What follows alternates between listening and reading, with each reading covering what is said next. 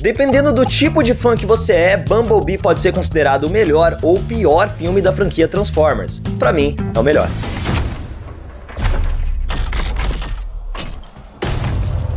Meu Deus, tô muito ferrada. Shazukara!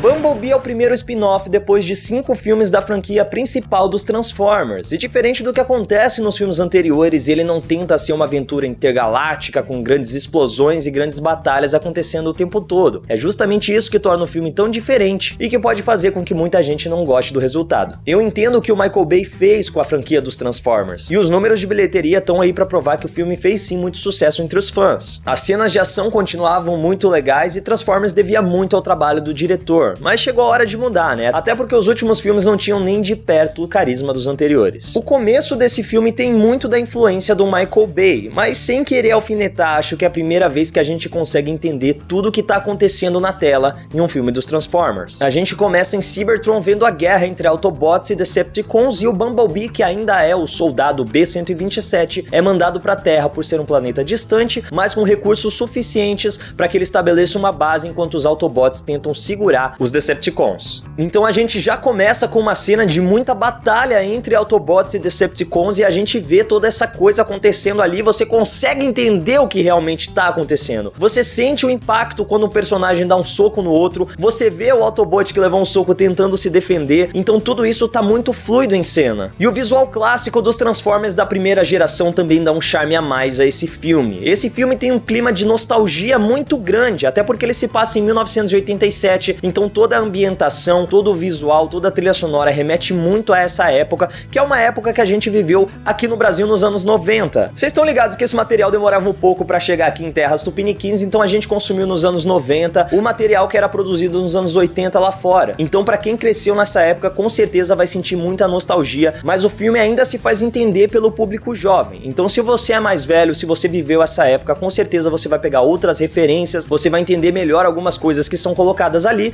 mas se você é mais jovem, se você não teve acesso a tudo isso, ainda assim você vai curtir um bom filme. Ah, mas olha, lição de casa, se você ainda não assistiu, assista Clube dos 5, porque além de ser um filme sensacional, tem muitas coisas ali que fazem referência a esse filme e vai ser muito mais legal se você assistir ele antes de assistir Bumblebee. Então logo depois de chegar na Terra, o B-127 se envolve em um conflito militar e é quando a gente conhece o personagem do John Cena. Pra quem não tá habituado com WWE, o John Cena é um dos maiores superstars que já passou pelo esporte. Pelo esporte, seriado, você pode falar que é armado, pode falar que é combinado, mas ainda assim é muito legal de assistir, e tá fazendo a sua estreia em Hollywood em um filme de grande orçamento. Ele já havia participado, até mesmo protagonizado alguns outros filmes de ação, mas aqui ele tá em um filme de alto orçamento estrelando no mundo inteiro. E apesar do seu personagem não ter tanto espaço de tela assim, ele até mesmo contribui com algumas das frases mais icônicas do filme. No próprio WWE, o John Cena já faz um papel de um Mariner, de um ex-soldado, e ele realmente passa essa imponência tanto nos rings quanto no filme. Mesmo que a gente não tenha o seu personagem sendo desenvolvido em tela, a gente não precisa conhecer o passado dele, a gente compra que o John Cena é realmente aquele personagem e ele funciona muito bem dentro do filme. Então palmas aí pro John Cena e tomara que ele continue aparecendo na franquia ou em outros filmes de alguma outra forma, trilhando aí o caminho que outros artistas como o The Rock e o Dave Bautista têm criado em Hollywood.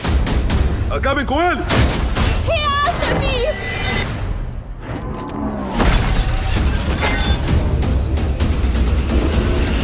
Pra escapar do exército, o B-127 acaba tendo que se transformar em um fusquinha amarelinho. É depois disso que ele é encontrado pela Charlie e toda a trama de fato do filme começa. A Charlie é a nossa protagonista humana e como a química entre ela e o Bumblebee funciona muito bem, cara. Ela é uma garota que perdeu o pai há alguns anos, pelo que dá a entender pela trama, pelo modo como os personagens se comportam, mas ainda não conseguiu superar essa perda, enquanto a família dela seguiu adiante. Então ela se sente deslocada, ela se sente excluída tanto da escola, quanto do trabalho, quanto da família, ela não sabe onde é o lugar dela, e ela encontra no Bumblebee um substituto para a imagem paternal, por mais que ela tenha que tratar o Bumblebee como um filho. Então eu não vou estragar a experiência de vocês com o filme, mas é muito legal a gente ver como ela tem que ensinar o Bumblebee a se comportar, como ela tem que ensinar o Bumblebee a se esconder quando outros humanos aparecem, afinal de contas, ela não é boba, ela sabe, se outras pessoas verem o Bumblebee, eles vão querer tirar ele dela, vão querer fazer experimentos. Então o filme tem muito essa pegada de uma criança criatura externa, de uma criatura alienígena que é encontrada por uma pessoa jovem e começa a ser protegida por ela enquanto aprende os nossos costumes. Lembra muito o clima de filmes como ET,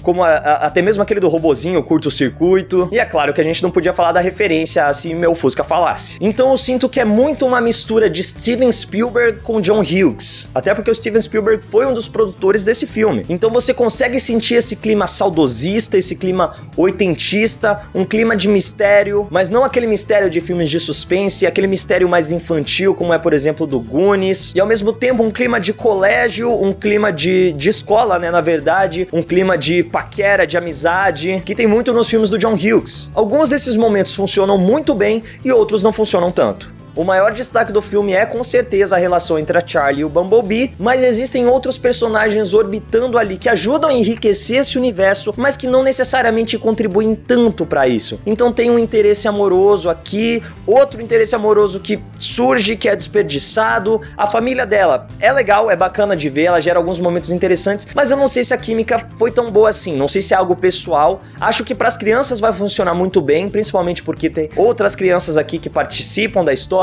que ajudam a enriquecer esse universo, mas comigo não conversou tão bem. Eu senti que alguns personagens estavam deslocados na história, mas ainda assim é um filme sólido, é um filme muito sentimental, e é talvez esse coração que estava faltando na franquia Transformers. Enquanto eu assistia o filme, além da nostalgia das músicas, dos seriados que eles citam e mostram, dos filmes dos anos 80, eu senti muito o mesmo clima que você sente quando tá assistindo ao primeiro filme dos Transformers, que é também a relação entre o Bumblebee e o Shia LaBeouf. O primeiro filme ainda tem um clima mais universal, mais mundial. A gente tem cenas que se passam no deserto, a gente tem cenas do núcleo de inteligência. Aqui é claro que a gente também tem, afinal de contas, em filmes de invasão alienígena, Transformers não deixa de ser um filme de invasão alienígena, sempre tem que ter uma divisão do governo lidando com as coisas, tentando reparar os danos. Então é claro, a gente ainda tem outros núcleos além do da Charlie. Mas ele é um filme que tem um roteiro mais simples, mais coeso, até porque ele tenta replicar em alguns momentos os roteiros dos filmes dos anos 80. Até mesmo os clichês, até mesmo as coisas que podem não funcionar tão bem pra algumas pessoas.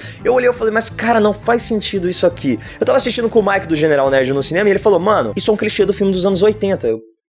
Olhando por essa ótica, realmente. A roteirista Christina Hodson conseguiu muito bem equilibrar essas coisas. Então é um filme que se passa nos anos 80, que tem a estrutura de um filme dos anos 80, mas que tem elementos de blockbuster muito atuais. O filme tem sim as suas falhas, tem sim os seus furos, tem os seus personagens que não funcionam, tramas que são deixadas de lado, algumas coisas muito gratuitas, mas é um filme extremamente divertido e é um filme que tem muito coração. Como eu disse, é talvez esse lado sentimental que faltava pra franquia Transformers e que ela funcionou muito bem aqui com Bumblebee. O filme foi citado em algumas vezes que ia dar um leve reboot. Ele até serve como uma espécie de reboot, mas ele ainda consegue respeitar a franquia original. Então tudo que é apresentado aqui, por mais que seja uma versão diferente dos fatos, ainda é coerente com o que a gente viu na franquia principal. Tá certo que lá o que guiava, né, o mote era o Allspark. Depois a gente vai entendendo muito mais o que é essa força, os filmes vão ficando maiores, mais grandiosos. Aqui é uma trama mais contida que parece mais simples, mas ela ainda pode ser inserida naquele universo principal. Então se eles quiserem continuar fazendo filmes a partir do Bumblebee, mas ainda respeitando os outros filmes, é possível, do mesmo jeito que também é possível rebutar tudo, começar uma nova franquia, contar uma história diferente, porque esse filme já preparou terreno pra isso. Deus.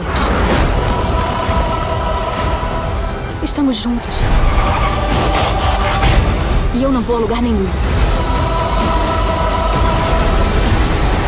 Então se você só quer ver um bom filme, um filme pra toda a família, que tem uma boa história, bons efeitos visuais e remete àquela nostalgia dos Transformers clássicos, Bumblebee é perfeito pra você. Então é isso, Legionários, espero que vocês tenham gostado desse vídeo. Se gostaram, não se esqueçam de seguir a Legião dos Heróis nas redes sociais, aproveita pra me seguir lá também. É isso, Legionários, e que a força esteja com vocês. Faz a magia acontecer aí, Miguel. Eu entendo que o Michael Bay fez com as